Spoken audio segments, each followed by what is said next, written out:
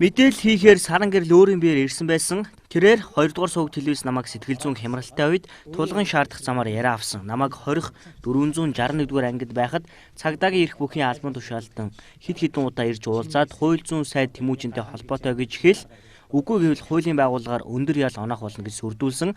Намайг Батлан даалтаар гаргангуут зочд буудалд барилгыг тулгасан. Тэндээсээ телевизэн нэвтрүүлэгт оруулж 2 дугаар суваг телевизээр ярьсан бүхэн минь худлаа гэж мэдгдлээ.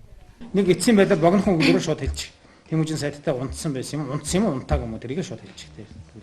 Эрх бүхийн албан тушаалтан намаа угаасаа одоо энэ хэрэгт оролцсон болохоор дарамтсны үндсэн дээр тэр хүнтэй одоо унтсан гэж яар гэж хэлсний үндсэн дээр би тэгэж ярьсан. Тэгэхээс биш ямар нэгэн байдлаар тэр хүнтэй дотн харьцаа байхгүй. Хамгийн анх одоо яг мөнх баясгалан одоо тэр телевиз одоо хиний телевиз үү одоо хин явуулсан хүн үүдийг би угаасаа анхнаасаа мэдээгүй байсан. Угаасаа л анхнаасаа захиалгатай намайг одоо байрлаж байгаа газар минь ирж авч явсан.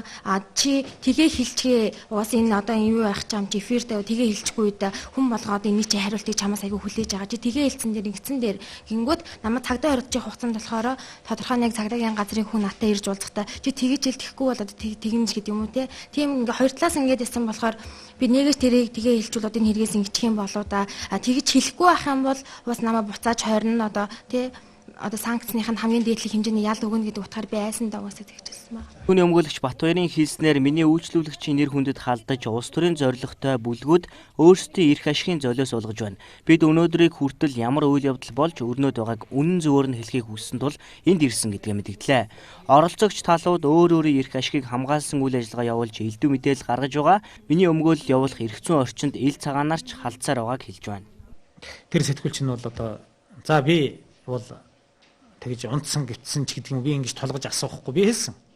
Үндсэн хуулийн 16 дугаар зүйлийн 13 дахь хэсэгт өөр эсрэг мэдүүлэг өгөх бусдыг дарамт шахалтанд орж мэдүүлэг өгөхийг хориглосон байдаг, тайлбар өгөхийг хориглосон байдаг. Энэ заалтаа бариараа энэ хуулийнхаа дагуу чи байгаарай.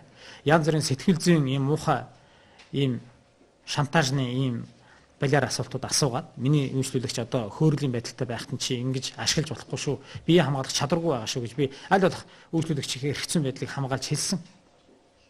Түүнчлэн цагдаагийн байгууллагын эрх бүхийн албан тушаалтанд тэдэнд дарамт учруулсан гэж мэдгдлээ. Тиймээс тэд тагнуулын ерөнхий газар болон авилгатай тэмцэх газарт хууль хүчний холбогдох албан тушаалтнуудыг шалгуулах хүсэлтэд гаргажээ. Мөн тэдэнд баримт байгаа гэдгийг онцоллоо. Түүнчлэн тахрын албанд хандан үндсэн үргийнхээ хүрээнд саран гэрлийг хамгаалтанд авахыг хүсэж байна гэж мэдэгдэж байна.